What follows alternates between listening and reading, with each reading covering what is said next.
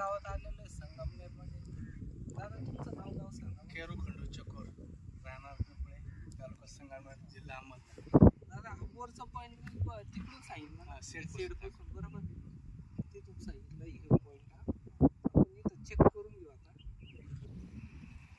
हे पाणी हे पाणी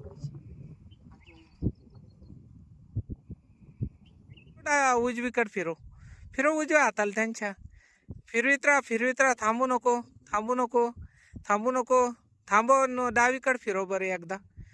डावीकडच डावा हात त्यांचा, जे नारळावर उभे आहेत त्यांच्या डाव्या हाताला. थांबव उजवीकडे फिरव एकदा.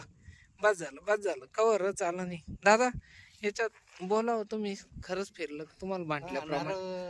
फिरलंय, जे रवींद्र घोरपडे बोलत होते त्याप्रमाणे नारळ फिरलेलं आहे.